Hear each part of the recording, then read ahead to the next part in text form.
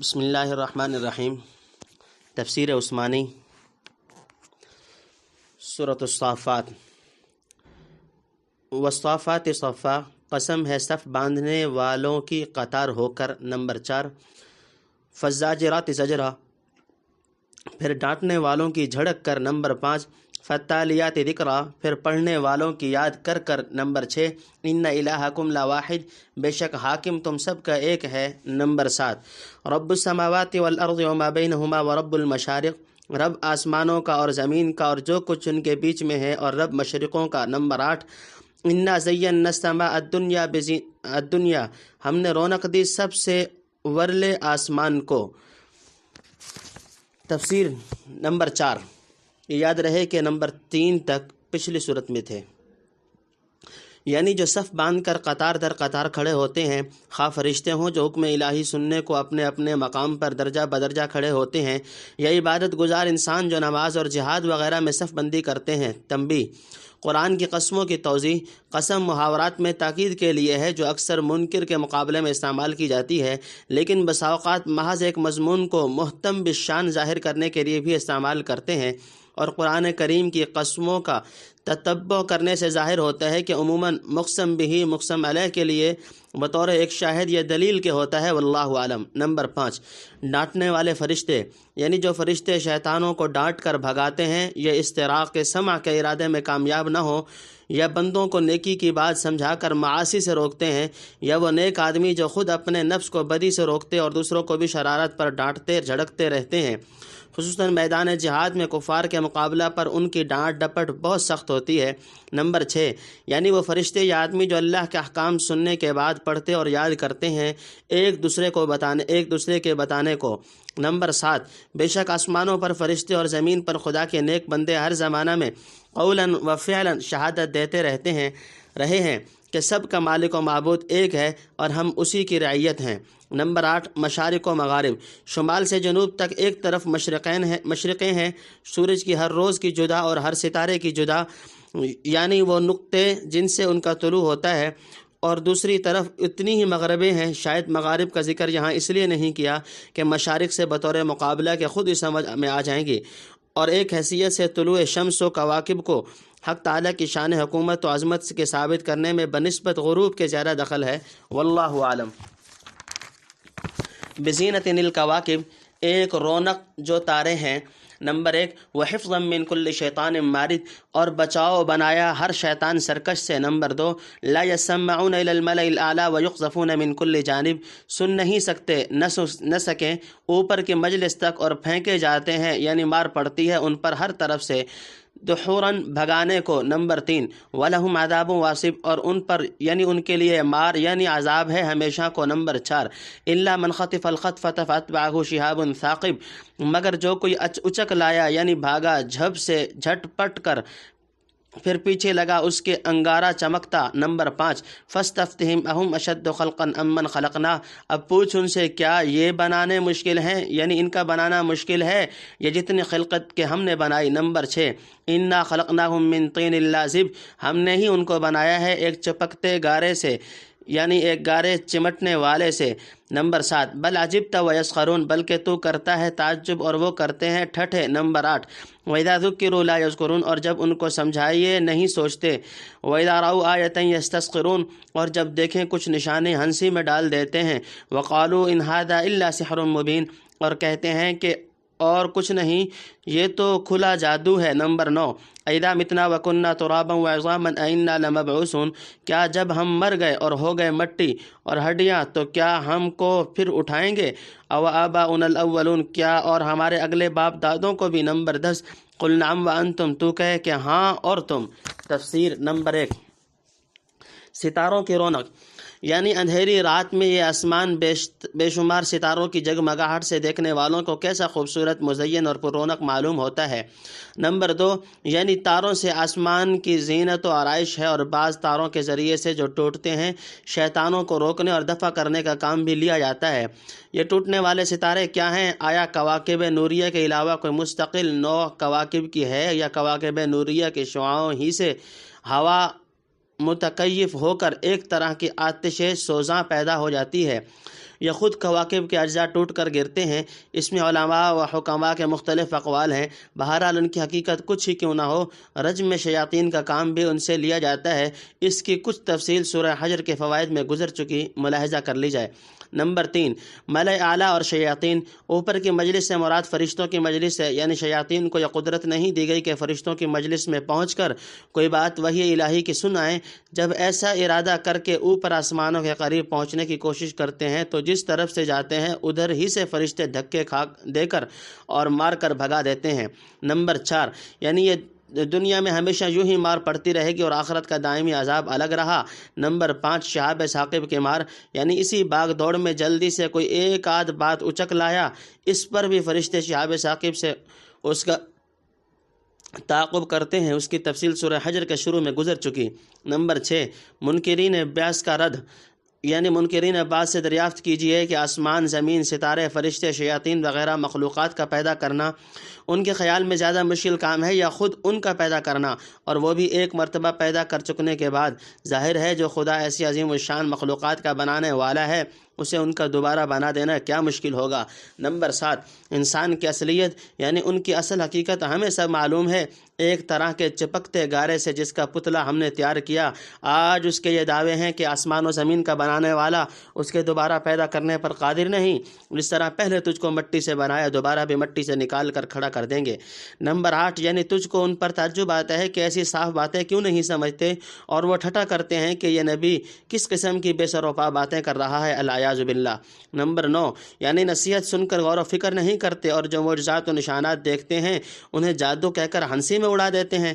Number 10، کفار کی ضد اور ہٹ، وہی مرغے کی ایک ٹانگ گائے جاتے ہیں کہ صاحب جب ہمارا بدن خاک میں مل کر مٹی ہو گیا، صرف ہڈیاں باقی رہ گئیں، اور اس سے بھی بڑھ کر ہمارے باپ دادا جن کو مرے ہوئے قرن گزر گئے، شاید ہڈیاں بھی باقی نہ رہی ہوں، ہم کس طرح مان لیں کہ یہ سب پھر اثر نو زندہ کر کے کھڑے کر دیے جائیں گے؟ داخرون، ذلیل ہو گئے۔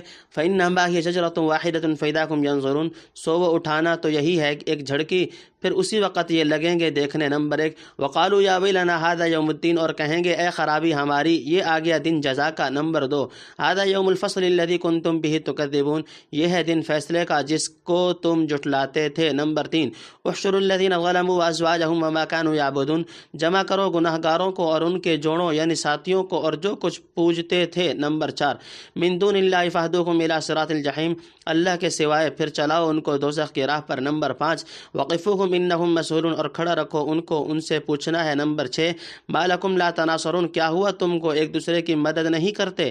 بل ہم اليوم مستسلمون، کوئی نہیں وہ آج اپنے کو پکڑواتے ہیں۔ نمبر 7، وَأَقْبَلَ بَعْضُهُمْ عَلَىٰ بَعْضٍ يَتَسَاءَلُونَ، اور منہ کیا بعضوں نے بعضوں کی طرف لگے پوچھنے۔ قَالُوا إِنَّكُمْ كُنْتُمْ تَأْتُونَنَا عَنِ الْيَمِينِ، بولے تم ہی تھے کہ آتے تھے ہم پر داہنی طرف سے۔ نمبر 8، قَالُوا بَل لَّمْ تَكُونُوا مُؤْمِنِينَ، وہ بولے کوئی نہیں پر تم ہی نہ تھے یقین لانے والے۔ وَمَا كَانَ لَنَا عَلَيْكُمْ مِنْ، اور ہمارا تم پر کچھ۔ تفسیر نمبر 1، یعنی ہاں ضرور اٹھائے جاؤ گے اور اس وقت ذلیل و رسوا ہو کر اس انکار کی سزا بھگتو گے۔ نمبر 2، یعنی ایک ڈانٹ میں سب اٹھ کھڑے ہوں گے اور حیرت و دہشت سے ادھر ادھر دیکھنے لگیں گے۔ یہ ڈانٹ یا جھڑکی نفخ سور کی ہوگی۔ نمبر 3، یعنی یہ تو سچ مچ جزا کا دن آ پہنچا جس کی انبیاء خبر دیتے اور ہنسی اڑایا کرتے تھے۔ نمبر 4، یہ حق تعالیٰ کی طرف سے خطاب ہوگا۔ نمبر 5، کفار کا حشر، یہ حکم ہوگا فرشتوں کو کہ ان سب کو اکٹھا کر کے دوزخ کا راستہ بتاؤ۔ تنبیہ، ازواج یعنی جوڑوں سے مراد ہیں ایک قسم کے گناہگار یا ان کی کافر بیویاں، اور وما كانوا يعبدون من دون اللہ سے اصنام و شیاطین وغیرہ مراد ہیں۔ نمبر 6، کفار کو سوال کے لیے ٹھہرنے کا حکم کے بعد کچھ دیر ٹھہرائیں گے تاکہ ان سے ایک سوال کیا جائے جو آگے ما لکم لا تناصرون میں مذکور ہے۔ نمبر 7، حق تعالیٰ کا سوال، یعنی دنیا میں تو نحن جمیع منتصر کہا کرتے تھے کہ ہم آپس میں ایک دوسرے کے مددگار ہیں، آج کیا ہوا کہ کوئی اپنے ساتھی کی مدد نہیں کرتا بلکہ ہر ایک بدون کان ہلائے ذلیل ہو کر پکڑا ہوا چلا آ رہا ہے۔ نمبر 8، کفار کا ایک دوسرے کو الزام، یمین یعنی داہنے ہاتھ میں عموماً زور و قوت زائد ہوتی ہے، یعنی تم ہی تھے جو ہم پر چڑھے آتے تھے بہکانے کو زور دکھلا کر اور مرغوب کر کے، یا یمین سے مراد خیر و برکت کی جانب لی جائے، یعنی تم ہی تھے کہ ہم پر چڑھائی کرتے تھے بھلائی اور نیکی سے روکنے کے لیے۔ یہ گفتگو اتباع اور متبوعین یعنی زبردستوں اور زیر دستوں کے درمیان ہوگی۔ سلطان بل کنتم قوما طاغین، زور نہ تھا پر تم ہی تھے لوگ حد سے نکل چلنے والے۔ فحق علینا قول ربنا انا لذائقون، سو ثابت ہوگی ہم پر بات ہمارے رب کی، بے شک ہم کو مزہ چکھنا ہے۔ فاغویناکم انا کنا غاوین، ہم نے تم کو گمراہ کیا جیسے ہم خود تھے گمراہ۔ نمبر 1 فانکم یومئذ فی العذاب مشترکون، سو وہ سب اس دن تکلیف میں شریک ہیں۔ نمبر 2 انا کذالک نفعل بالمجرمین، ہم ایسا ہی کرتے ہیں گناہگاروں کے حق میں۔ انہم کانوا اذا قیل لهم لا الہ الا اللہ یستکبرون، وہ تھے کہ ان سے جب کوئی کہتا کسی کی بندگی نہیں سوائے اللہ کے تو غرور کرتے۔ نمبر 3 وَيَقُولُونَ إِنَّا لَتَارِكُو آلِهَتِنَا لِشَاعِرٍ مَجْنُونٍ، اور کہتے کیا ہم چھوڑ دیں گے اپنے معبودوں کو کہنے سے ایک شاعر دیوانے کے۔ بل جاء بالحق وصدق المرسلین، کوئی نہیں وہ لے کر آیا ہے سچا دین اور سچا مانتا ہے سب رسولوں کو۔ نمبر 4 إِنَّكُمْ لَذَائِقُو الْعَذَابِ الْأَلِيمِ، بے شک تم کو چکھنا ہے عذاب دردناک۔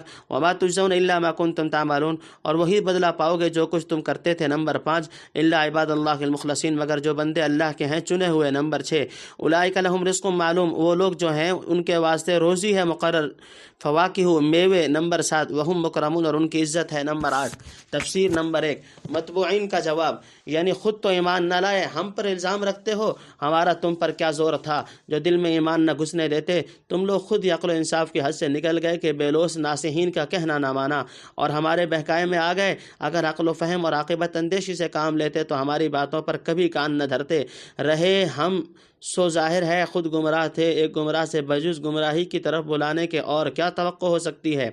ہم نے وہی کیا جو ہمارے حال کے مناسب تھا، لیکن تم کو کیا مصیبت نے گھیرا تھا کہ ہمارے چکموں میں آ گئے۔ بہرحال جو ہونا تھا ہو چکا، خدا کی حجت ہم پر قائم ہوئی اور اس کی وہی بات لَأَمْلَأَنَّ جَهَنَّمَ مِنْكَ وَمِمَّنْ تَبِعَكَ إِلَىٰ آخِرِهِ ثابت ہو کر رہی۔ آج ہم سب کو اپنی اپنی غلط کاریوں اور بدماشیوں کا مزہ چکھنا ہے۔ نمبر 2 یعنی سب مجرم درجہ بدرجہ عذاب میں شریک ہوں گے جیسے جرم میں شریک تھے۔ نمبر 3 یعنی ان کا کبر و غرور مانے ہے کہ نبی کے ارشاد سے یہ کلمہ لا الہ الا اللہ زبان پر لائیں، جس سے ان کے جھوٹے معبودوں کی نفی ہوتی ہے، خواہ دل میں اسے سچ ہی سمجھتے ہوں۔ نمبر 4 حضرت صلی اللہ علیہ وسلم کو شاعر کہنے پر ملامت، یعنی شاعروں کا جھوٹ تو مشہور ہے، پھر اس راست باز ہستی کو شاعر کیسے کہتے ہو جو دنیا میں خالص سچائی لے کر آیا ہے اور سارے جہان کے سچوں کی تصدیق کرتا ہے؟ کیا مجنون اور دیوانے ایسے سچے صحیح اور پختہ اصول پیش کیا کرتے ہیں؟ نمبر 5 یعنی انکار توحید اور ان گستاخیوں کا مزہ چکھو گے جو بارگاہ رسالت میں کر رہے ہو، جو کچھ کرتے تھے ایک دن سب سامنے آ جائے گا۔ نمبر 6 یعنی ان کا کیا ذکر، وہ تو ایک قسم ہی دوسری ہے جس پر حق تعالیٰ نوازش و کرم فرمائے گا۔ نمبر 7 جنت کے میوے، یعنی عجیب و غریب میوے کھانے کو ملیں گے جن کی پوری صفت تو اللہ ہی کو معلوم ہے، ہاں کچھ مختصر سے بندوں کو بھی بتلا دی ہے، جیسے فرمایا لا مقطوعۃ ولا ممنوعہ، سورہ واقعہ رکوع نمبر 1۔ نمبر 8 خدا ہی جانے کیا کیا اعزاز و اکرام ہوں گے۔ فی جنات النعیم، نعمت کے باغوں میں، علی سرر متقابلین، تختوں پر ایک دوسرے کے سامنے، یطاف علیہم بکأس من معین، لوگ لیے پھرتے ہیں ان کے پاس پیالہ شراب صاف کا، بیضاء لذۃ للشاربین، سفید رنگ مزہ دینے والی پینے والوں کو، لا فیہا غول ولا هم عنہا ینزفون، نہ اس میں سر پھرتا ہے اور نہ وہ اس کو پی کر بہکے۔ نمبر 1 وعندہم قاصرات الطرف عین، اور ان کے پاس عورتیں نیچی نگاہ رکھنے والیاں، بڑی آنکھوں والیاں۔ نمبر 2 کأنہن بیض مکنون، گویا وہ انڈے ہیں چھپے دھرے۔ نمبر 3 فاقبل بعضهم علی بعض یتساءلون، پھر منہ کیا ایک نے دوسرے کی طرف لگے پوچھنے، قال قائل منہم انی کان لی قرین، بولا ایک بولنے والا ان میں میرا تھا ایک ساتھی، یقول انک لمن المصدقین، کہا کرتا تھا کیا تو یقین کرتا ہے، اذا متنا وکننا ترابا وعظاما انا لمدینون، کیا جب ہم مر گئے اور ہو گئے مٹی اور ہڈیاں کیا ہم کو جزا ملے گی۔ نمبر 4 قال هل انتم مطلعون، کہنے لگا بلا تم جھانک کر دیکھو گے۔ نمبر 5 فاطلع فرآہ فی سواء الجحیم، پھر جھانکا تو اس کو دیکھا بیچوں بیچ دوزخ کے، قال تاللہ ان، بولا قسم اللہ کی تو تو۔ تفسیر۔ نمبر 1 جنت کی شراب، یعنی مزہ اور نشاط پورا ہوگا اور دنیا کی شراب میں جو خرابیاں ہوتی ہیں ان کا نام و نشان نہ ہوگا، نہ سرگردانی ہوگی، نہ نشہ چڑھے گا، نہ قے آئے گی، نہ پھیپھڑے وغیرہ خراب ہوں گے، نہ اس کی نہریں خشک ہو کر ختم ہو سکیں گی۔ نمبر 2 جنت کی حوریں یعنی شرم و ناز سے نگاہ نیچے رکھنے والی حوریں جو اپنے ازواج کے سوا کسی دوسرے کی طرف آنکھ اٹھا کر نہ دیکھیں۔ نمبر 3 جنت کی عورتوں کا رنگ یعنی صاف و شفاف رنگ ہوگا جیسے انڈا جس کو پرند اپنے پروں کے نیچے چھپائے رکھے کہ نہ داغ لگے نہ گرد و غبار پہنچے، یا انڈے کے اندر کی سفید تہ جو سخت چھلکے کے نیچے پوشیدہ رہتی ہے۔ اور بعض نے کہا شتر مرغ کے انڈے مراد ہیں جو بہت خوش رنگ ہوتے ہیں۔ بہرحال تشبیہ صفائی یا خوش رنگ ہونے میں ہے، سفیدی میں نہیں۔ چنانچہ دوسری جگہ فرمایا کأنہن الیاقوت والمرجان، سورہ رحمان رکوع نمبر 3۔ نمبر 4 جنت کی مجلسیں یعنی یاران جلسہ جمع ہوں گے اور شراب طہور کا جام چل رہا ہوگا۔ اس عیش و تنعم کے وقت اپنے بعض گزشتہ حالات کا مذاکرہ کریں گے۔ ایک جنتی کہے گا میاں دنیا میں میرا ایک ملنے والا تھا جو مجھے آخرت پر یقین رکھنے کی وجہ سے ملامت کیا کرتا تھا اور احمق بنایا کرتا تھا۔ اس کے نزدیک یہ بالکل محمل بات تھی کہ ایک شخص مٹی میں مل جائے اور گوشت پوست کچھ باقی نہ رہے، محض بسیدہ ہڈیاں رہ جائیں، پھر اس سے اعمال کا بدلہ دینے کے لیے اثر نو زندہ کر دیں۔ بھلا ایسی بے تکی بات پر کون یقین کر سکتا ہے؟ نمبر 5 کافر دوست کے حال کی جستجو یعنی وہ ساتھی یقیناً دوزخ میں پڑا ہوگا، آؤ ذرا جھانک کر دیکھیں کس حال میں ہے۔ یہ اس جنتی کا مقولہ ہوا، اور بعض کہتے ہیں یہ مقولہ اللہ کا ہے، یعنی حق تعالیٰ فرمائیں گے کیا تم جھانک کر اس کو دیکھنا چاہتے ہو؟ کتنا لتردین، مجھ کو ڈالنے لگا تھا گڑھے میں، ولولا نعمت ربی لکنت من المحضرین، اور اگر نہ ہوتا میرے رب کا فضل تو میں بھی ہوتا انہی میں جو پکڑے ہوئے آئے۔ نمبر 1 افما نحن بمیتین، کیا اب ہم کو مرنا نہیں ہے؟ الا موتتنا الاولی وما نحن بمعذبین، مگر جو پہلی بار مر چکے اور ہم کو تکلیف نہیں پہنچنے کی۔ ان ھذا لہو الفوز العظیم، بے شک یہی ہے بڑی مراد ملنی۔ لمثل هذا فلیعمل العاملون، ایسی چیزوں کے واسطے چاہیے کہ محنت کریں محنت کرنے والے۔ نمبر 2 اذالک خیر نزلا ام شجرۃ الزقوم، بھلا یہ بہتر ہے مہمانی یا درخت سینڈ کا۔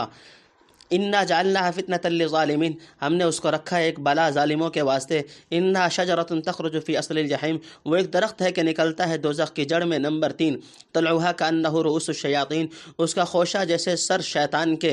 نمبر 4 فإنهم لآکلون منها فمالئون منها البطون، سو وہ کھائیں گے اس میں سے پھر بھریں گے اس سے پیٹ۔ ثم ان لهم علیها لشوبا من حمیم، پھر ان کے واسطے اس کے اوپر ملونی ہے جلتے پانی کی۔ نمبر 5 ثم ان مرجعهم لإلی، پھر ان کو لے جانا۔ تفسیر نمبر 1 دوزخ میں اس کا حال، یعنی اس جنتی کو اپنے ساتھی کا حال دکھلایا جائے گا کہ ٹھیک دوزخ کی آگ میں پڑا ہوا ہے۔ یہ حال دیکھ کر اسے عبرت ہوگی اور اللہ تعالیٰ کا فضل و احسان یاد آئے گا۔ کہے گا کم بخت، تو نے تو مجھے بھی اپنے ساتھ برباد کرنا چاہا تھا، مگر اللہ کے احسان نے دستگیری فرمائی جو اس مصیبت سے بچا لیا اور میرا قدم راہ ایمان و عرفان سے ڈگمگانے نہ دیا، ورنہ آج میں بھی تیری طرح پکڑا ہوا آتا، اس دردناک عذاب میں گرفتار ہوتا۔ دائمی زندگی پر خوشی کا اظہار، اس وقت فرت مسرت سے کہے گا کیا یہ واقعہ نہیں کہ اس پہلی موت کے سوا جو دنیا میں آ چکی اب ہم کو مرنا نہیں اور نہ کبھی عیش و بہار سے نکل کر تکلیف و عذاب کی طرف جانا ہے۔ خدا تعالیٰ کے فضل و رحمت سے اسی تنعم و رفاہیت میں ہمیشہ رہیں گے۔ بے شک بڑی بھاری کامیابی اسی کو کہتے ہیں، اور یہی وہ اعلیٰ مقصد ہے جس کی تحصیل کے لیے چاہیے کہ ہر طرح کی محنتیں اور قربانیاں گوارا کی جائیں۔ نمبر 3 اہل دوزخ کے لیے زقوم کا درخت، اوپر بہشتیوں کی مہمانی کا ذکر تھا، یہاں سے دوزخیوں کی مہمانی کا حال سناتے ہیں۔ زقوم کسی درخت کا نام ہے جو سخت کڑوا بد ذائقہ ہوتا ہے، جیسے ہمارے یہاں تھوہر یا سینڈ۔ دوزخ کے اندر حق تعالیٰ نے اپنے قدرت سے ایک درخت اگایا ہے، اس کو یہاں شجرۃ الزقوم سے موسوم کیا ہے۔ وہ ایک بلا ہے ظالموں کے واسطے آخرت میں، کیونکہ جب دوزخی بھوک سے بے قرار ہوں گے تو یہی کھانے کو دیا جائے گا، اور اس کا حلق سے اتارنا یا اترنے کے بعد ایک خاص اثر پیدا کرنا سخت تکلیف دہ اور مستقل عذاب ہوگا۔ اور دنیا میں بھی ایک طرح کی بلا اور آزمائش ہے کہ قرآن میں اس کا ذکر سن کر گمراہ ہوتے ہیں۔ کوئی کہتا ہے سبز درخت دوزخ کی آگ میں کیوں کر ہوگا، حالانکہ ممکن ہے اس کا مزاج ہی ناری ہو، جیسے آگ کا کیڑا سمندر آگ میں زندہ رہتا ہے، اور سہارنپور کی کمپنی باغ میں بعض درختوں کی تربیت آگ کے ذریعے سے ہوتی ہے۔ کسی نے کہا زقوم فلاں لغت میں کھجور اور مکھن کو کہتے ہیں۔ انہیں سامنے دیکھ کر ایک دوسرے کو بلاتے ہیں کہ آؤ زقوم کھائیں گے۔ نمبر 4 یعنی سخت بدنما شیطان کی صورت یا شیاطین کہا سانپوں کو، یعنی اس کا خوشہ سانپ کے سر کی طرح ہوگا، جیسے ہمارے ہاں ایک درخت کو اسی تشبیہ سے ناگ پھن کہتے ہیں۔ نمبر 5، اہل دوزخ کے پینے کا پانی، زقوم کھا کر پیاس لگے گی تو سخت جلتا پانی پلایا جائے گا جس سے آنتیں کٹ کر باہر آ پڑیں گی۔ فقطع امعاءہم، سورہ محمد رکوع نمبر 2، اعاذنا اللہ منہا، آمین۔ الجحیم، آگ کے ڈھیر میں نمبر 1، انہم الفوا آباءہم ضالین، انہوں نے پایا اپنے باپ دادوں کو بہکے ہوئے، فہم علی آثارہم یہرعون، سو وہ انہی کے قدموں پر دوڑتے ہیں۔ نمبر 2، وَلَقَدْ ضَلَّ قَبْلَهُمْ أَكْثَرُ الْأَوَّلِينَ، اور بہک چکے ہیں ان سے پہلے بہت لوگ اگلے۔ وَلَقَدْ أَرْسَلْنَا فِيهِمْ مُنذِرِينَ، اور ہم نے بھیجے ان میں ڈر سنانے والے۔ فانظر کیف کان عاقبۃ المنذرین، اب دیکھ کیسا ہوا انجام ڈرائے ہوئوں کا۔ الا عباد اللہ المخلصین، مگر جو بندے اللہ کے ہیں چنے ہوئے۔ نمبر 3، وَلَقَدْ نَادَانَا نُوحٌ فَلَنِعْمَ الْمُجِيبُونَ، اور ہم کو پکارا تھا نوح نے، سو کیا خوب پہنچنے والے ہیں ہم پکار پر۔ وَنَجَّيْنَاهُ وَأَهْلَهُ مِنَ الْكَرْبِ الْعَظِيمِ، اور بچا دیا اس کو اور اس کے گھر کو اس بڑی گھبراہٹ سے۔ وَجَعَلْنَا ذُرِّيَّتَهُ هُمُ الْبَاقِينَ، اور رکھا اس کی اولاد کو وہی باقی رہنے والے۔ وَتَرَكْنَا عَلَيْهِ فِي الْآخِرِينَ، اور باقی رکھا اس پر پچھلے لوگوں میں۔ سلام علی نوح فی العالمین، سلام ہے نوح پر سارے جہان والوں میں۔ انا کذالک نجزی المحسنین، ہم یوں بدلہ دیتے ہیں نیکی والوں کو۔ انہ من عبادنا المؤمنین، وہ ہے ہمارے ایماندار بندوں میں۔ ثم اغرقنا، پھر ڈبا دیا ہم نے۔ تفسیر نمبر 1، یعنی بہت بھوکے ہوں گے تو آگ سے ہٹا کر یہ کھانا پانی کھلا پلا کر پھر آگ میں ڈال دیں گے۔ نمبر 2، اندھی تقلید، یعنی پچھلے کافر اگلوں کی اندھی تقلید میں گمراہ ہوئے، جس راہ پر انہیں چلتے دیکھا اسی پر دوڑ پڑے، کنواں کھائی کچھ نہ دیکھا۔ نمبر 3، یعنی ہر زمانہ میں انجام سے آگاہ کرنے والے اور آخرت کا ڈر سنانے والے آتے رہے، آخر جنہوں نے نہ سنا اور نہ مانا، دیکھ لو ان کا انجام کیسا ہوا۔ بس اللہ کے وہی چنے ہوئے بندے محفوظ رہے جن کو خدا کا ڈر اور عاقبت کی فکر تھی۔ حضرت شاہ صاحب رحمۃ اللہ علیہ لکھتے ہیں، ڈر سبھی کو سناتے ہیں، ان میں نیک بندے نیک بچتے ہیں اور بد کھیتے ہیں۔ آگے بعض منذرین بالکسر اور بعض منذرین بالفتح کے قصے سنائے جاتے ہیں، مکذبین کے عبرت اور مومنین کی تسلی کے لیے۔ آخرین دوسروں کو۔ نمبر 1، وَإِنَّ مِن شِيعَتِهِ لَإِبْرَاهِيمَ، اور اسی کی راہ والوں میں ہے ابراہیم۔ نمبر 2، إِذْ جَاءَ رَبَّهُ بِقَلْبٍ سَلِيمٍ، جب آیا اپنے رب کے پاس لے کر دل نہ روگا۔ نمبر 3، إِذْ قَالَ لِأَبِيهِ وَقَوْمِهِ مَاذَا تَعْبُدُونَ، جب کہا اپنے باپ کو اور اس کی قوم کو تم کیا پوجتے ہو۔ أَئِفْكًا آلِهَةً دُونَ اللَّهِ تُرِيدُونَ، کیا جھوٹ بنائے ہوئے ہو حاکموں کو اللہ کے سوا چاہتے ہو۔ نمبر 4، فما ظنكم برب العالمین، پھر کیا خیال کیا ہے تم نے پروردگار عالم کو۔ نمبر 5، فنظر نظرة في النجوم، پھر نگاہ کی ایک بار تاروں میں۔ فقال انی سقیم، پھر کہا میں بیمار ہونے والا ہوں یعنی ہوں۔ فتولوا عنہ مدبرین، پھر گئے وہ اس سے پیٹھ دے کر۔ فراغ الی آلہتہم فقال الا تاکلون، پھر جا گھسا ان کے بتوں میں، پھر بولا تم کیوں نہیں کھاتے۔ نمبر 6، ما لکم لا تنطقون، تم کو کیا ہے کہ نہیں بولتے۔ نمبر 7، فراغ علیہم ضربا بالیمین، پھر گھسا ان پر مارتا ہوا داہنے ہاتھ سے۔ نمبر 8، فاقبلوا الیہ یزفون، پھر لوگ آئے اس پر دوڑ کر گھبراتے ہوئے۔ نمبر 8۔ تفسیر نمبر 1، حضرت نوح علیہ السلام کے واقعہ سے عبرت۔ تقریباً 1000 سال تک حضرت نوح علیہ السلام اپنی قوم کو سمجھاتے اور نصیحت کرتے رہے، مگر اس کی شرارت اور اظہار ثانی برابر بڑھتی رہی۔ آخر حضرت نوح نے مجبور ہو کر اپنے بھیجنے والوں کی طرف متوجہ ہو کر عرض کیا، فدعا ربہ انی مغلوب فانتصر، سورۃ القمر رکوع نمبر 1، اے پروردگار میں مغلوب ہوں، آپ میری مدد کو پہنچیے۔ دیکھ لو کہ اللہ نے ان کی پکار کیسی سنی اور مدد کو کس طرح پہنچا۔ حضرت نوح پر انعامات۔ نوح علیہ السلام کو مع ان کے گھرانے کے رات دن کی ایذا سے بچایا، پھر ہولناک طوفان کے وقت ان کی حفاظت کی اور تنہا اس کی اولاد سے زمین کو آباد کر دیا اور رہتی دنیا تک اس کا ذکر خیر لوگوں میں باقی چھوڑا۔ چنانچہ آج تک کی خلقت ان پر سلام بھیجتی ہے اور سارے جہان میں نوح علیہ السلام کہہ کر یاد کیا جاتے ہیں۔ یہ تو نیک بندوں کا انجام ہوا، دوسری طرف ان کے دشمنوں کا حال دیکھو کہ سب کے سب زبردست طوفان کے نظر کر دیے گئے، آج ان کا نام و نشان تک باقی نہیں۔ اپنی حماقتوں اور شرارتوں کی بدولت دنیا کا بیڑا غرق کرا رہے ہیں۔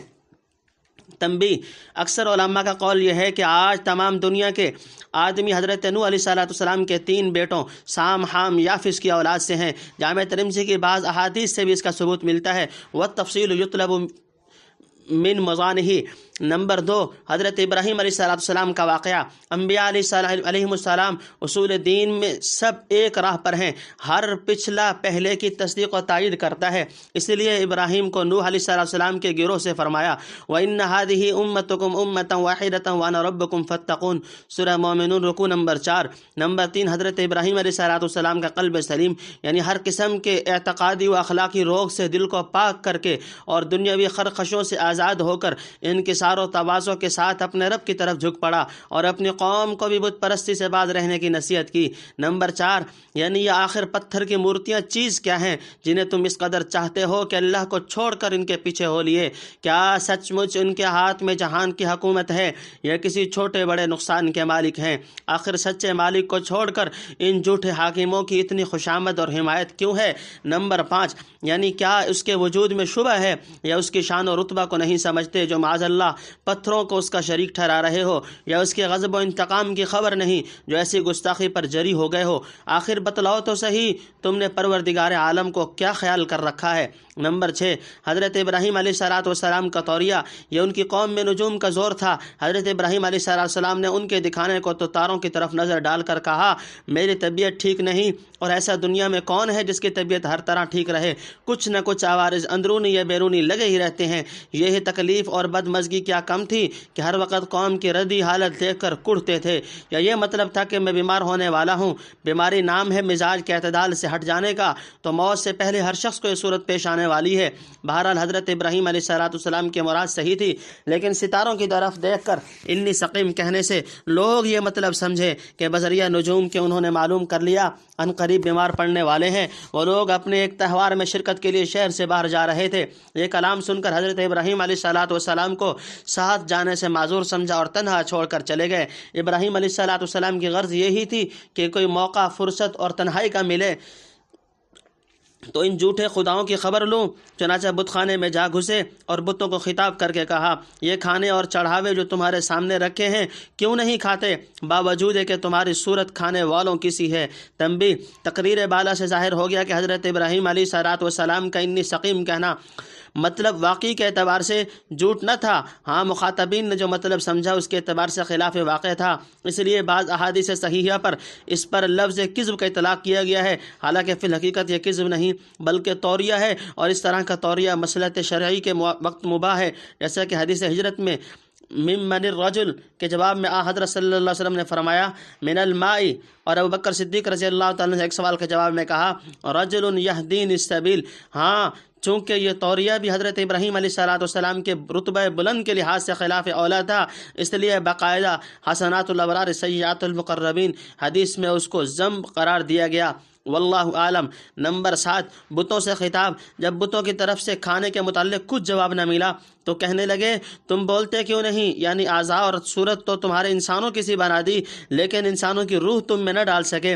پھر تعجب ہے کہ کھانے پینے اور بولنے والے انسان بے حس و حرکت انسان کے سامنے سر بسجود ہوں اور اپنے مہمات میں ان سے مدد طلب کریں۔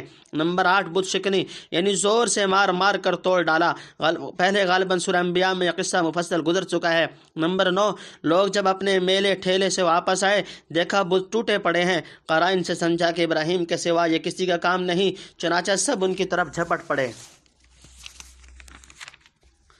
قال اتعبدون ما تنحتون، بولا کیوں پوجتے ہو جو آپ تراشتے ہو، واللہ خلقکم وما تعملون، اور اللہ نے بنایا تم کو اور جو تم بناتے ہو۔ نمبر 1 قالوا ابنوا له بنيانا فالقوه في الجحيم، بولے بناؤ یعنی چنو اس کے واسطے ایک عمارت یعنی چنائی، فالقوه في الجحيم پھر ڈالو اس کو آگ کے ڈھیر میں، فارادوا به كيدا فجعلناهم الاسفلين،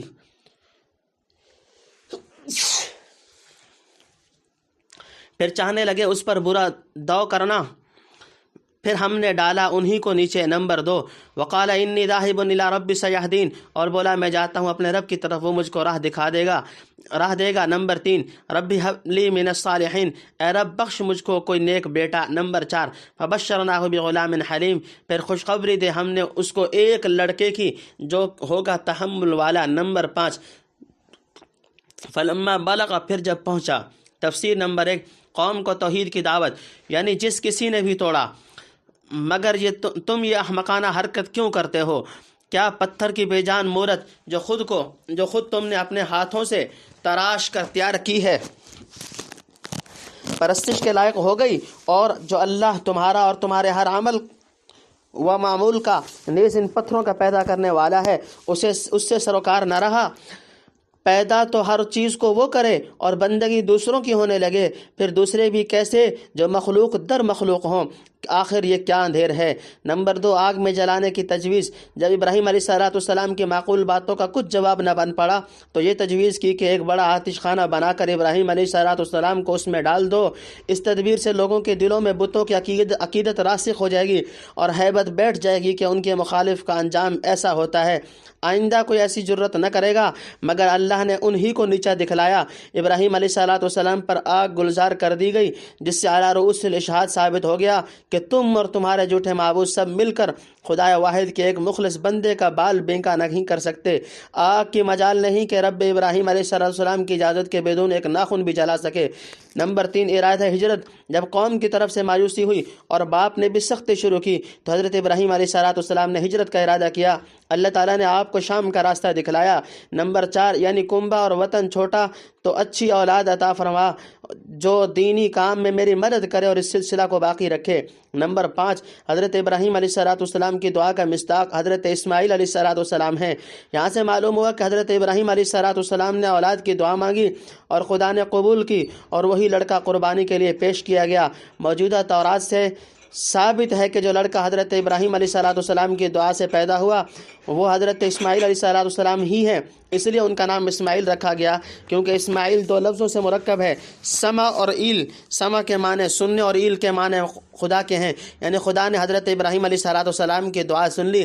تورات میں ہے کہ خدا نے حضرت ابراہیم علیہ السلام سے کہا، اسماعیل علیہ السلام کے بارے میں نے تیری سن لی۔ اس بنا پر آیت حاضرہ میں جس کا ذکر ہے وہ حضرت اسماعیل علیہ السلام ہے، حضرت اسحاق نہیں۔ اور ویسے بھی ذبح وغیرہ کا قصہ ختم کرنے کے بعد حضرت اسحاق کی بشارت کا جداگانہ ذکر کیا گیا، جیسا کہ آگے آتا ہے، وَبَشَّرْنَاهُ بِإِسْحَاقَ نَبِيًّا مِّنَ الصَّالِحِينَ الی آخرہ۔ معلوم ہوا کہ فَبَشَّرْنَاهُ بِغُلَامٍ حلیم میں ان کے علاوہ کسی دوسرے لڑکے کی بشارت مذکور ہے۔ نیز حضرت اسحاق کی بشارت دیتے ہوئے ان کے نبی بنائے جانے کی بھی خوشخبری دی گئی، اور سورہ ہود میں ان کے ساتھ حضرت یعقوب علیہ السلام کا مجدہ بھی سنایا گیا جو حضرت اسحاق علیہ السلام کے بیٹے ہوں گے۔ وَمِن وَرَاءِ اسحاق یعقوب، سورہ ہود رکوع نمبر 7۔ پھر کیسے گمان کیا جا سکتا ہے کہ حضرت اسحاق ذبیح ہوں؟ گویا نبی بنائے جانے اور اولاد عطا کیے جانے سے بیشتر ہی ذبح کر دیے جائیں۔ لا محالہ ماننا پڑے گا ذبیح اللہ حضرت اسماعیل علیہ السلام ہیں، جن کے متعلق بشارت ولادت کے وقت نہ نبوت عطا فرمانے کا وعدہ ہوا اور نہ اولاد دیے جانے کا۔ یہی وجہ ہے کہ قربانی کی یادگار اور اس کے متعلقہ رقوم بنی اسماعیل میں برابر بطور وراثت منتقل ہوتی چلی آئیں، اور آج بھی اسماعیل علیہ السلام کے روحانی اولاد ہی، یعنی جنہیں مسلمان کہتے ہیں، ان مقدس یادگاروں کی حامل ہے۔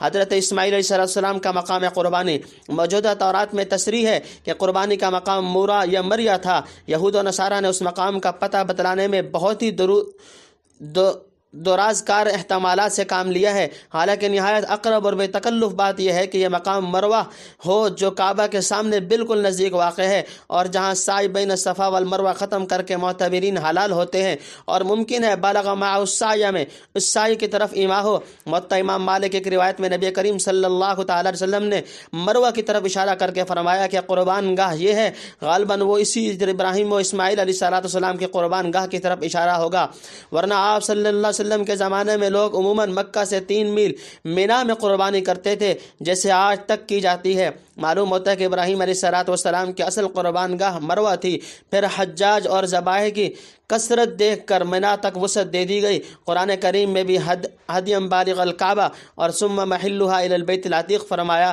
جس سے کعبہ کا قرب ظاہر ہوتا ہے۔ واللہ عالم۔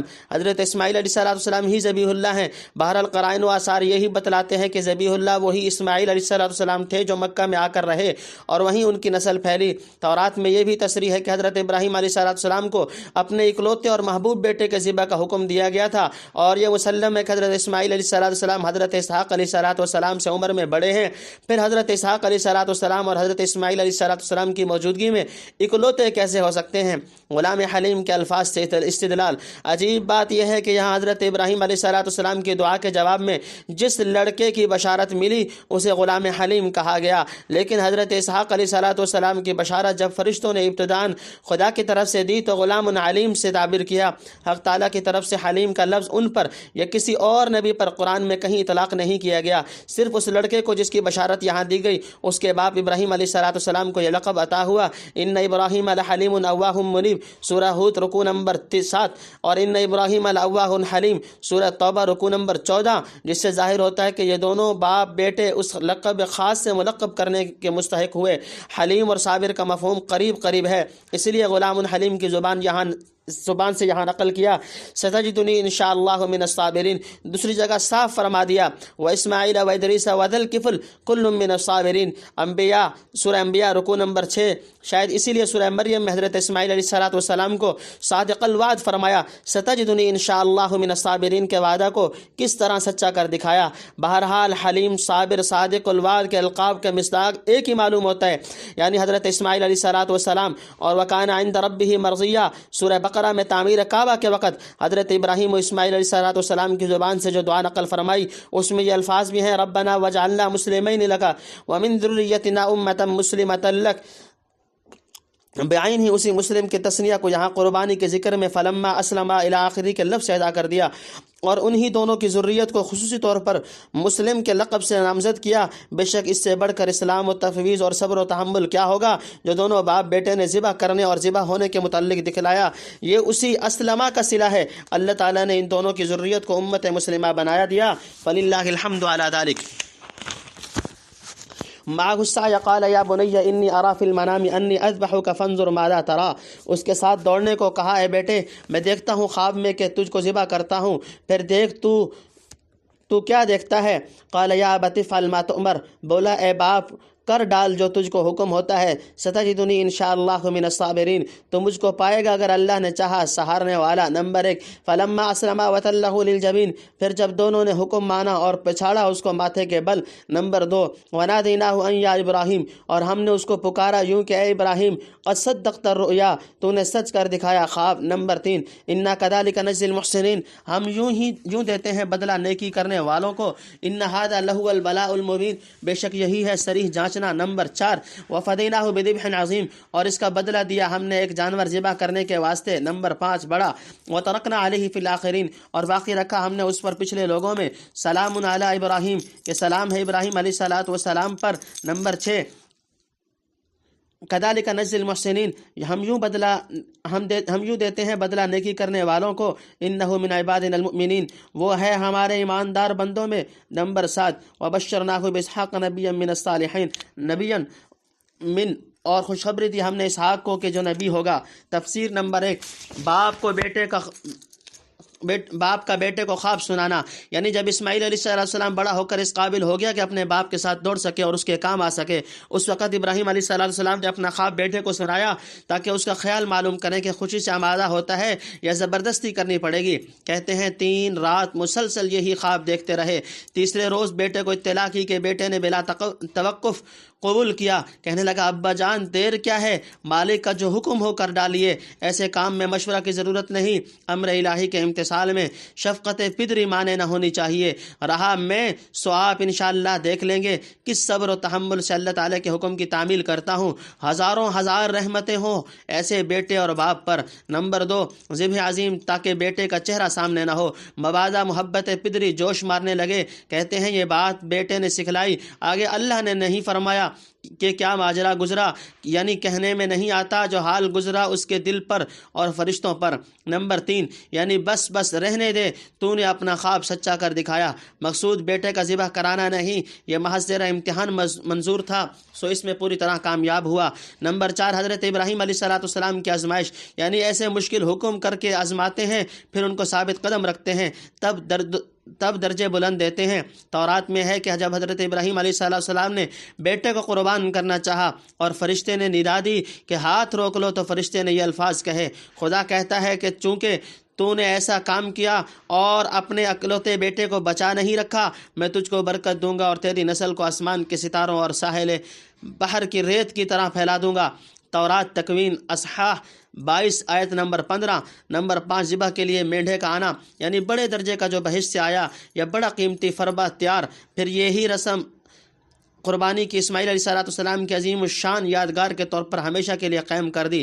نمبر 6، آج تک دنیا ابراہیم علیہ السلام کو بھلائی اور بڑائی سے یاد کرتی ہے۔ اعلیٰ نبی جنا و علیہ الف الف سلام و تحیہ۔ نمبر 7، یعنی ہمارے اعلیٰ درجے کے ایماندار بندوں میں الصالحین نمبر 1، نیک بختوں میں نمبر 1، وبارکنا علیہ وعلی اسحاق، اور برکت دی ہم نے اس پر اور اسحاق علیہ السلام پر، ومن ذریتہما محسن وظالم لنفسہ مبین، اور دونوں کی اولاد میں نیکی والے ہیں اور بدکار بھی اپنے حق میں صریح۔ نمبر 2، وَلَقَدْ مَنَنَّا عَلَىٰ مُوسَىٰ وَهَارُونَ، اور ہم نے احسان کیا موسیٰ اور ہارون پر، وَنَجَّيْنَاهُمَا وَقَوْمَهُمَا مِنَ الْكَرْبِ الْعَظِيمِ، اور بچا دیا ہم نے ان کو اور ان کی قوم کو بڑی گھبراہٹ سے۔ نمبر 3، وَنَصَرْنَاهُمْ فَكَانُوا هُمُ الْغَالِبِينَ، اور ان کی ہم نے مدد کی تو رہے وہی غالب۔ نمبر 4، وَآتَيْنَاهُمَا الْكِتَابَ الْمُسْتَبِينَ، اور ہم نے دی ان کو کتاب واضح۔ نمبر 5، وَهَدَيْنَاهُمَا الصِّرَاطَ الْمُسْتَقِيمَ، اور سجھائی ان کو سیدھی راہ۔ نمبر 6، وَتَرَكْنَا عَلَيْهِمَا فِي الْآخِرِينَ، اور باقی رکھا ان پر پچھلے لوگوں میں، سلام علی موسیٰ وہارون، کہ سلام ہے موسیٰ اور ہارون پر۔ اِنَّا كَذَلِكَ نَجْزِي الْمُحْسِنِينَ، ہم یوں دیتے ہیں بدلہ نیکی کرنے والوں کو۔ انہما من عبادنا المؤمنین، تحقیق وہ دونوں ہیں ہمارے ایماندار بندوں میں۔ نمبر 7، وان الیاس لمن المرسلین، اور تحقیق الیاس ہے رسولوں میں۔ اذ قال لقومہ الا تتقون، جب اس نے کہا اپنی قوم کو کیا تم کو ڈر نہیں، اتدعون، کیا تم پکارتے ہو۔ تفسیر نمبر 1، معلوم ہوا وہ پہلی خوشخبری اسماعیل علیہ السلام کی تھی اور سارا قصہ ذبح کا انہی پر تھا۔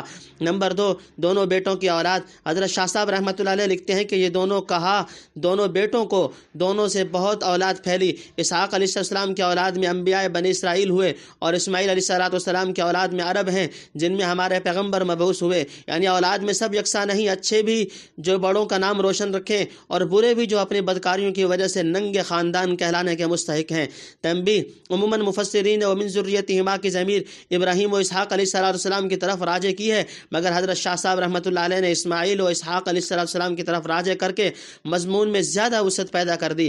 نمبر 3، حضرت موسیٰ اور ہارون پر اللہ کا احسان، یعنی فرعون اور اس کی قوم کے ظلم و ستم سے نجات دی اور بحر قلزم سے نہایت آسانی کے ساتھ پار کر دیا۔ نمبر 4، یعنی فرعونیوں کا بیڑا غرق کر کے بنی اسرائیل کو غالب و منصور کیا اور حالکین کے اموال و املاک کا وارث بنایا۔ نمبر 5، یعنی تورات شریف جس میں احکام الہی بہت تفصیل و ایضاح سے بیان ہوئے ہیں۔ نمبر 6، یعنی افعال و اقوال میں استقامت بخشی اور ہر معاملہ میں سیدھی راہ پر چلایا جو عصمت انبیاء کے لوازم میں سے ہیں۔ نمبر 7، یعنی ہمارے کامل ایماندار بندوں میں سے ہیں۔ بالا وتذرون احسن الخالقین، بال کو اور چھوڑتے ہو بہتر بنانے والوں کو۔ نمبر 1، اللہ ربکم و رب آبائکم الاولین، اللہ جو اللہ ہے رب تمہارا اور رب تمہارے اگلے باپ دادوں کا۔ نمبر 2، فکذبوہ فانہم لمحضرون، پھر اس کو جھٹلایا سو وہ آنے والے ہیں، یعنی آئیں گے پکڑے ہوئے۔ نمبر 3، الا عباد اللہ المخلصین، مگر جو بندے ہیں اللہ کے چنے ہوئے۔ نمبر 4، وترکنا علیہ فی الاخرین، اور باقی رکھا ہم نے اس پر پچھلے لوگوں میں، سلام علی الیاسین، کہ سلام ہے الیاس پر۔ نمبر 5، انا کذالک نجزی المحسنین، ہم یوں دیتے ہیں بدلہ نیکی کرنے والوں کو۔ انہ من عبادنا المؤمنین، وہ ہے ہمارے ایماندار بندوں میں۔ وان لوطا لمن المرسلین، اور تحقیق لوط ہے رسولوں میں سے۔ اذ نجیناہ واہلہ اجمعین، جب بچا دیا ہم نے اس کو اور اس کے سارے گھر والوں کو۔ الا عجوزا فی الغابرین، مگر ایک بڑھیا کے رہ جانے والوں میں۔ نمبر 6، ثم دمرنا الاخرین، پھر جڑ سے اکھاڑ پھینکا ہم نے دوسروں کو۔ نمبر 7، وانکم لتمرون علیہم مصبحین، اور تم گزرتے ان پر صبح کے وقت۔ وباللیل افلا تعقلون، اور رات کو بھی پھر کیا نہیں سمجھتے یعنی سوچتے۔ نمبر 8، وان یونس لمن المرسلین، اور تحقیق یونس ہے رسولوں میں سے۔ اذ ابق الی الفلک المشحون، جب بھاگ کر پہنچا اس بھری کشتی پر۔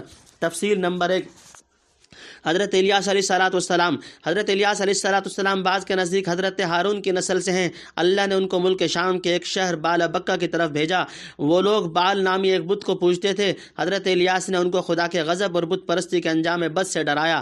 نمبر 2، خالق حقیقی صرف اللہ ہے، یعنی یوں تو دنیا میں آدمی بھی تحلیل و ترکیب کر کے بظاہر بہت چیزیں بنا لیتے ہیں، مگر بہت بہتر بنانے والا وہ ہے جو تمام اصول و فروع، جواہر و اعراض اور صفات و موصوفات کا حقیقی خالق ہو، جس نے تم کو اور تمہارے باپ دادوں کو پیدا کیا، پھر یہ کیسے جائز ہوگا کہ اس احسن الخالقین کو چھوڑ کر بعل بت کی پرستش کی جائے اور اسے مدد مانگی جائے جو ایک ذرہ کو ظاہری طور پر بھی پیدا نہیں کر سکتا، بلکہ اس کا وجود خود اپنے پرستاروں کا رہین منت ہے، انہوں نے جیسا چاہا بنا کر کھڑا کر دیا۔ نمبر 3 یعنی جھٹلانے کی سزا مل کر رہے گی۔ نمبر 4 یعنی سب نے جھٹلایا مگر اللہ کے چنے ہوئے بندوں نے تکذیب نہیں کی، لہذا وہی سزا سے بچے رہیں گے۔ نمبر 5 الیاسین کی تفسیر۔ الیاس کو الیاسین بھی کہتے ہیں، جیسے طور سینا کو طور سینین کہہ دیا جاتا ہے، یا الیاسین سے حضرت الیاس علیہ السلام کے متبعین مراد ہوں گے، اور بعض نے آل یاسین بھی پڑھا ہے تو یاسین ان کے باپ کا نام ہوگا یا انہی کا نام یاسین، اور لفظ آل مقہم ہو، جیسا کہ کما صلی علی ابراہیم میں یا اللہم صلی علی آل ابی اوفا میں ہے، واللہ عالم۔ نمبر 6 یعنی ان کی زوجہ جو معذبین کے ساتھ ساز باز رکھتی تھی۔ نمبر 7 یعنی لوط علیہ السلام اور اس کے گھر والوں کے سوا دوسرے سب باشندوں پر بستی الٹ دی گئی، یہ قصہ پہلے کئی جگہ مفصل گزر چکا ہے۔ نمبر 8 قوم لوط کی بستیاں، یہ مکہ والوں کو فرمایا کیونکہ مکہ سے شام کو جو قافلے آتے جاتے تھے، قوم لوط کی الٹی ہوئی بستیاں ان کے راستے سے نظر آتی تھیں، یعنی دن رات ادھر گزرتے ہوئے یہ نشان دیکھتے ہیں پھر بھی عبرت نہیں ہوتی۔ کیا نہیں سمجھتے کہ جو حال ایک نافرمان قوم کا ہوا وہ دوسری نافرمان اقوام کا بھی ہو سکتا ہے۔ فساہم فکان من المدحضین، پھر قرعہ ڈلوا دیا تو نکلا خطاوار۔ نمبر 1 فالتقمہ الحوت وهو ملیم، پھر لقمہ کیا اس کو مچھلی نے اور وہ الزام کھایا ہوا تھا۔ نمبر 2 فلولا انہ کان من المسبحین، پھر اگر نہ ہوتی یہ بات کہ وہ یاد کرتا تھا پاک ذات کو، للبث فی بطنہ الی یوم یبعثون، تو رہتا اس کے پیٹ میں جس دن تک کہ مردے زندہ ہوں۔ نمبر 3 فنبذناہ بالعراء وهو سقیم، پھر ڈال دیا ہم نے اس کو چٹیل میدان میں اور وہ بیمار تھا۔ وانبتنا علیہ شجرۃ من یقطین، اور اگایا ہم نے اس پر ایک درخت بیل دار والا۔ نمبر 4 وارسلناہ الی 100,000 او یزیدون، اور بھیجا اس کو 1,00,000 آدمیوں پر یا اس سے زیادہ۔ نمبر 5 فآمنوا فمتعناہم الی حین، پھر وہ یقین لائے پھر ہم نے فائدہ اٹھانے دیا ان کو ایک وقت تک۔ نمبر 6 فاستفتہم لربک البنات ولہم البنون، اب ان سے پوچھ کہ کیا تیرے رب کے یہاں بیٹیاں ہیں اور ان کے یہاں بیٹے؟ ام خلقنا الملائکۃ اناثا وہم شاہدون، یا ہم نے بنایا فرشتوں کو عورت اور وہ دیکھتے تھے۔ الا انہم من افکہم لا یقولون، سنتا ہے وہ اپنا جھوٹ بنایا، یعنی طوفان باندھ کر کہتے ہیں ولد اللہ وانہم لکاذبون، کہ اللہ کی اولاد ہوئی اور وہ بے شک جھوٹے ہیں۔ نمبر 7 اصطفى البنات، کیا اس نے پسند کی بیٹیاں؟ تفسیر۔ نمبر 1 حضرت یونس علیہ السلام کا واقعہ، کشتی دریا میں چکر کھانے لگی، لوگوں نے کہا کہ اس میں کوئی غلام ہے، اپنے مالک سے بھاگا ہوا، سب کے ناموں پر کئی مرتبہ قرعہ ڈالا، ہر مرتبہ ان کا نام نکلا۔ یہ قصہ سورہ یونس اور سورہ انبیاء میں مفصل گزر چکا، وہاں اس کی تحقیق ملاحظہ کی جائے۔ نمبر 2 الزام یہی تھا کہ خطائے اجتہادی سے حکم الہی کا انتظار کیے بغیر بستی سے نکل پڑے اور عذاب کے دن کی تعیین کر دی۔ نمبر 3 حضرت یونس علیہ السلام کی نجات کی وجہ، چونکہ مچھلی کے پیٹ میں بھی اور پیٹ میں جانے سے پہلے بھی اللہ پاک کو بہت یاد کرتا تھا، اس لیے ہم نے اس کو جلدی نجات دے دی، ورنہ قیامت تک اس کے پیٹ سے نکلنا نصیب نہ ہوتا، مچھلی کی غذا بن جاتے۔ تنبیہ للبث فی بطنہ الی آخرہ، کنایہ ہے کبھی نہ نکلنے سے، اور یہ واقعہ دریائے فرات کا ہے۔ علامہ محمود آلوسی بغدادی رحمۃ اللہ نے لکھا ہے کہ ہم نے خود اس دریا میں بہت بڑی بڑی مچھلیاں مشاہد کی ہیں، تعجب نہ کیا جائے، پہلے گزر چکا ہے کہ شکم ماہی میں ان کی تسبیح یہ تھی لا الہ الا انت سبحانک انی کنت من الظالمین۔ نمبر 4 مچھلی کے پیٹ سے نجات اور کدو کی بیل، مچھلی کو حکم ہوا اور اس نے حضرت یونس علیہ السلام کو اپنے پیٹ سے نکال کر ایک کھلے میدان میں ڈال دیا، غالباً کافی غذا و ہوا وغیرہ نہ پہنچنے کی وجہ سے بیمار و نحیف ہو گئے۔ کہتے ہیں دھوپ کی شعاع اور مکھی وغیرہ کا بدن پر بیٹھنا بھی ناگوار ہوتا تھا، اللہ کی قدرت سے وہاں کدو کی بیل اگائی، اس کے پتوں سے ان کے جسم پر سایہ کر لیا، اور اس طرح قدرت خداوندی نے غذا وغیرہ کا سامان بھی ہو گیا۔ نمبر 5 حضرت یونس علیہ السلام کی قوم کی تعداد، یعنی اگر صرف عاقل بالغ گنتے تو 1,00,000 تھے اور سب چھوٹے بڑوں کو شامل گنتے تو زیادہ تھے، یوں کہو کہ 1,00,000 سے گزر کر 2,00,000 تک نہیں پہنچتے تھے۔ 1000 کی کسر نہ لگاؤ تو 1,00,000 کہہ لو، اور کسر لگائی جائے تو 1,00,000 کے اوپر چند ہزار زائد ہوں گے، واللہ عالم۔ نمبر 6 قوم یونس کا ایمان، یعنی ایمان و یقین کی بدولت عذاب الہی سے بچ گئے اور اپنی عمر مقدور تک اپنے عمر مقدر تک دنیا کا فائدہ اٹھاتے رہے۔ حضرت شاہ صاحب رحمۃ اللہ علیہ لکھتے ہیں کہ وہی قوم جس سے بھاگے تھے ان پر ایمان لا رہی تھی، ڈھونڈتی تھی کہ یہ جا پہنچے، ان کو بڑی خوشی ہوئی۔ یہ قصہ پہلے گزر چکا، سورہ یونس اور سورہ انبیاء میں دیکھ لیا جائے۔ نمبر 7، فرشتوں کے مؤنث ہونے کا عقیدہ، یعنی انبیاء کا حال تو سن لیا کہ حضرت نوح، ابراہیم، اسماعیل، موسیٰ، ہارون، الیاس، لوط، یونس علیہم الصلاۃ والسلام سب کی مشکلات اللہ کی امداد و اعانت سے حل ہوئیں، کوئی بڑے سے بڑا مقرب اس کی دستگیری سے بے نیاز نہیں۔ اب آگے تھوڑا سا فرشتوں اور جنوں کا حال سن لو، جس کی نسبت خدا جانے کیا کیا واہی تباہی عقیدے تراش کر رکھے ہیں۔ چنانچہ عرب کے بعض قبائل کہتے تھے کہ فرشتے خدا کی بیٹیاں ہیں۔ جب پوچھا جاتا تھا کہ ان کی مائیں کون ہیں تو بڑے بڑے جنوں کی لڑکیوں کو بتلاتے۔ اس طرح الیاذ باللہ خدا کا ناطہ جنوں اور فرشتوں دونوں سے جوڑ رکھا تھا۔ آگے دونوں کا حال ذکر کیا جاتا ہے، مگر اس سے پہلے بطور توتیہ و تمہید کفار عرب کے اس لچر پوج عقیدہ کا رد کیا گیا ہے۔ چنانچہ ابتدائے سورہ سے اپنی عظمت و وحدانیت کے دلائل اور قصص کے ضمن میں اپنے قدرت قاہرہ کے آثار بیان کرنے کے بعد فرماتے ہیں کہ اب ذرا ان احمقوں سے پوچھئے، کیا اتنی بڑی عظمت و قدرت والا خدا اللہ کی بیٹیوں کا عقیدہ، یعنی معاذ اللہ اپنے لیے اولاد بھی تجویز کرتا تو بیٹیاں لیتا اور تم کو بیٹے دیتا؟ ایک تو یہ گستاخی کہ خداوند قدوس کے لیے اولاد تجویز کی، پھر اولاد بھی کمزور اور گھٹیا، اس پر مستزاد یہ کہ فرشتوں کو مؤنث یعنی عورت تجویز کر لیا۔ کیا جس وقت ہم نے فرشتوں کو پیدا کیا تھا یہ کھڑے دیکھ رہے تھے کہ انہیں عورت بنایا گیا؟ لا حول ولا قوت الا باللہ۔ اس جہالت کا کیا ٹھکانہ ہے۔ علی البنین، بیٹوں سے، ما لکم کیف تحکمون، کیا ہو گیا تم کو کیسے انصاف کرتے ہو؟ افلا تذکرون، کیا تم دھیان نہیں کرتے؟ نمبر 1، ام لکم سلطان مبین، یا تمہارے پاس کوئی سند ہے کھلی؟ فأتوا بکتابکم ان کنتم صادقین، تو لو اپنی کتاب اگر ہو تم سچے۔ نمبر 2، وجعلوا بینہ وبین الجنۃ نسبا، اور ٹھہرایا ہے انہوں نے خدا میں اور جنوں میں ناطہ یعنی قرابت۔ ولقد علمت الجنۃ انہم لمحضرون، اور جنوں کو تو معلوم ہے کہ تحقیق وہ پکڑے ہوئے آئیں گے۔ سبحان اللہ عما یصفون، اللہ پاک ہے ان باتوں سے جو یہ بتاتے ہیں۔ نمبر 3، الا عباد اللہ المخلصین، مگر جو بندے ہیں اللہ کے چنے ہوئے۔ نمبر 4، فإنکم وما تعبدون، سو تم اور جن کو تم پوجتے ہو، ما انتم علیہ بفاتنین، کسی کو اس کے ہاتھ سے بہکا کر نہیں لے سکتے۔ الا من هو صال الجحیم، مگر اسی کو جو پہنچنے والا ہے دوزخ میں۔ نمبر 5، وما منا الا له مقام معلوم، اور ہم میں جو ہے اس کا ایک ٹھکانہ ہے مقرر۔ نمبر 6، وإنا لنحن الصافون، اور ہم ہی ہیں صف باندھنے والے۔ نمبر 7، وإنا لنحن المسبحون، اور ہم ہی ہیں پاکی بیان کرنے والے۔ نمبر 8، وإن كانوا لا يقولون، اور یہ تو کہا کرتے تھے، لو ان عندنا ذکر من الاولین، اگر ہمارے پاس کوئی چہوال ہوتا پہلے لوگوں کا، لکنا عباد اللہ المخلصین، تو ہم ہوتے بندے اللہ کے چنے ہوئے۔ تفسیر نمبر 1، یعنی کچھ تو سوچو، عیب کرنے کو بھی ہنر چاہیے۔ ایک غلط عقیدہ بنانا تھا تو ایسا بالکل ہی بے تکا تو نہ ہونا چاہیے تھا۔ یہ کون سا انصاف ہے کہ اپنے لیے تو بیٹے پسند کرو اور خدا سے بیٹیاں پسند کراؤ؟ نمبر 2، ان عقیدوں کی سند کہاں ہے؟ یعنی آخر یہ محمل اور بے تک کی بات نکالی کہاں سے؟ عقل و فہم اور علمی اصول سے تو اس کو لگاؤ نہیں، پھر کیا کوئی نقلی سند اس عقیدہ کی رکھتے ہو؟ ایسا ہے تو بسم اللہ وہی دکھلا دو۔ نمبر 3، اللہ اور جنات میں رشتہ داری کا عقیدہ، یعنی احمقوں نے جنوں کے ساتھ معاذ اللہ دامادی کا رشتہ قائم کر دیا۔ سبحان اللہ، کیا باتیں کرتے ہیں۔ موقع ملے تو ذرا ان جنوں سے پوچھاؤ کہ وہ خود اپنی نسبت کیا سمجھتے ہیں۔ ان کو معلوم ہے کہ دوسرے مجرموں کی طرح وہ بھی اللہ کے روبرو پکڑے ہوئے آئیں گے۔ کیا داماد کا سسرال کے ساتھ یہی معاملہ ہوتا ہے؟ بعض سلف نے نسب سے مراد یہ لی ہے کہ وہ لوگ شیاطین الجن کو اللہ تعالیٰ کا حریف مقابل سمجھتے تھے، جیسے مجوس، یزدان اور اہرمن کے قائل ہیں، یعنی ایک نیکی کا خدا اور دوسرا بدی کا۔ نمبر 3، یعنی جنوں میں سے ہوں یا آدمیوں میں سے، اللہ کے چنے ہوئے بندے ہی اس پکڑ دھکڑ سے آزاد ہیں۔ معلوم ہوا وہاں کسی کا رشتہ ناتا نہیں، صرف بندگی اور اخلاص کے پوچھ ہے۔ نمبر 5، جنوں کو ہدایت اور گمراہی کا کوئی اختیار نہیں۔ بہت لوگ سمجھتے ہیں کہ جنوں کے ہاتھ میں بدی کی اور فرشتوں کے ہاتھ میں نیکی کی باغ ہے، یہ جس کو چاہیں بھلائی پہنچائیں اور خدا کا مقرب بنا دیں، اور وہ جسے چاہیں برائی اور تکلیف میں ڈال دیں یا گمراہ کر دیں۔ شاید انہی مفروضہ اختیارات کی بنا پر انہیں اولاد یا سسرال بنایا ہوگا۔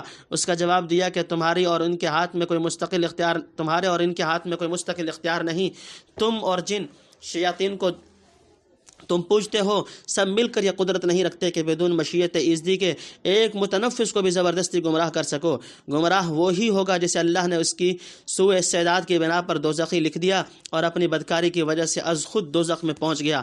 نمبر 6، فرشتوں کا اپنے بارے میں کلام۔ یہ کلام اللہ تعالیٰ نے فرشتوں کی طرف سے گویا ان کی زبان سے فرمایا، جیسے بہت جگہ آدمیوں کی زبان سے دعائیں فرمائی ہیں، یعنی ہر فرشتے کی ایک حد مقرر ہے، اس سے آگے نہیں بڑھ سکتا۔ یہ اس پر فرمایا کہ کافر کہتے ہیں فرشتے اللہ کی بیٹیاں ہیں، جنوں کی عورتوں سے پیدا ہوئیں، سو جنوں کو اپنا حال خوب معلوم ہے، اور فرشتے یوں کہتے ہیں کہ ان کو بھی حکم الہی سے ذرا تجاوز کرنے کی گنجائش نہیں۔ نمبر 7، یعنی اپنے اپنے حد پر ہر کوئی اللہ کی بندگی اور اس کا حکم سننے کے لیے کھڑا رہتا ہے، مجال نہیں جو آگے پیچھے سرک جائے۔ نمبر 8، یہاں تک کہ فرشتوں کا کلام ختم ہوا، آگے اہل مکہ کا حال بیان فرماتے ہیں۔ فَكَفَرُوا بِهِ فَسَوْفَ يَعْلَمُونَ، سو اس سے منکر ہو گئے، اب آگے جان لیں گے۔ نمبر 1، وَلَقَدْ سَبَقَتْ كَلِمَتُنَا لِعِبَادِنَا الْمُرْسَلِينَ، اور پہلے ہو چکا ہمارا حکم اپنے بندوں کے حق میں جو کہ رسول ہیں۔ إِنَّهُمْ لَهُمُ الْمَنْصُورُونَ، بے شک انہی کو مدد دی جاتی ہے۔ وَإِنَّ جُنْدَنَا لَهُمُ الْغَالِبُونَ، اور ہمارا لشکر جو ہے بے شک وہی غالب ہے۔ نمبر 2، فَتَوَلَّ عَنْهُمْ حَتَّىٰ حِينٍ، سو تو ان سے پھر آ ایک وقت تک۔ وَأَبْصِرْهُمْ فَسَوْفَ يُبْصِرُونَ، اور ان کو دیکھتا رہ کہ وہ آگے دیکھ لیں گے۔ نمبر 3، أَفَبِعَذَابِنَا يَسْتَعْجِلُونَ، کیا ہماری آفت کو جلد مانگتے ہیں؟ وَإِذَا نَزَلَ بِسَاحَتِهِمْ فَسَاءَ صَبَاحُ الْمُنذَرِينَ، پھر جب اترے گی ان کے میدان میں تو بری صبح ہوگی ڈرائے ہووں کی۔ نمبر 4، وَتَوَلَّ عَنْهُمْ حَتَّىٰ حِينٍ، پھر آ ان سے ایک وقت تک، اور وَأَبْصِرْ فَسَوْفَ يُبْصِرُونَ، اور دیکھتا رہ اب آگے دیکھ لیں گے۔ نمبر 5، سبحان ربک رب العزت عما یصفون، پاک ذات ہے تیرے رب کی، وہ پروردگار عزت والا پاک ہے ان باتوں سے جو بیان کرتے ہیں۔ وسلام علی المرسلین، اور سلام ہے رسولوں پر۔ والحمد للہ رب العالمین، اور سب خوبی ہے اللہ کو جو رب ہے سارے جہان کا۔ نمبر 6، تفسیر۔ نمبر 1، اہل مکہ کا اپنے قول سے انحراف۔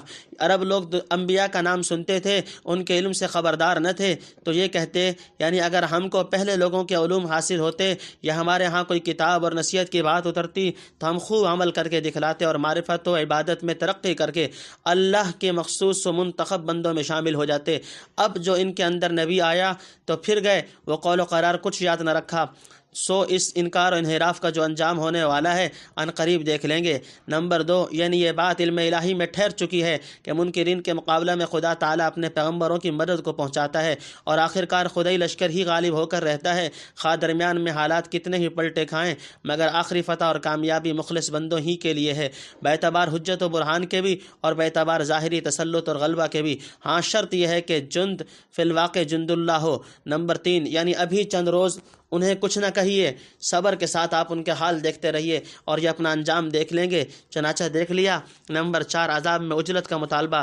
شاید فسوف یبصرون سن کر کہا ہوگا کہ پھر دیر کیا ہے، ہم کو ہمارا انجام جلدی دکھلا دو۔ اس کا جواب دیا کہ اپنے اوپر جو آفت لائے جانے کی جلدی مچا رہے ہو، جب وہ آئے گی تو برا وقت ہوگا، اور عذاب الہی اس طرح آئے گا جیسے کوئی دشمن گھات میں لگا ہوا ہو اور صبح کے وقت یکا یک میدان میں اتر کر چھاپا مار جائے۔ عذاب آنے کے وقت یہی حشر ان لوگوں کا ہوگا جنہیں پہلے سے ڈر سنا کر ہوشیار کر دیا گیا تھا، چنانچہ فتح مکہ وغیرہ میں ایسا ہی ہوا۔ نمبر 5، شاید پہلا وعدہ دنیا کے عذاب کا تھا اور یہ آخرت کے عذاب کا ہو، یعنی آپ دیکھتے جائیے اب آگے چل کر آخرت میں یہ کافر کیا کچھ دیکھتے ہیں۔ نمبر 6، خاتمہ صورت پر تمام اصولی مضامین کا خلاصہ کر دیا، یعنی اللہ کی ذات تمام عیوب و نقائص سے پاک اور تمام محاسن و کمالات کی جامع ہے، سب خوبیاں اسی کی ذات میں مجتمع ہیں، اور انبیاء اور رسل پر اس کی طرف سے سلام آتا ہے، اور جو ان کی عظمت و عصمت اور سالم و منصور ہونے کی دلیل ہے۔ تنبیہ، احادیث سے بعد نماز اور ختم مجلس پر ان آیات کے پڑھنے کی فضیلت ثابت ہوتی ہے، اس لیے سورہ حاجہ کے فوائد کو انہی آیات متبرکہ پر ختم کرتا ہوں۔ اے اللہ میرا خاتمہ بھی اسی عقیدہ محکم پر کیجیو۔ سبحان ربک رب العزت عما یصفون وسلام علی المرسلین والحمد للہ رب العالمین۔ تم فوائد الصافات۔ سورہ صاد الحمدللہ اپنے اختتام کو پہنچی۔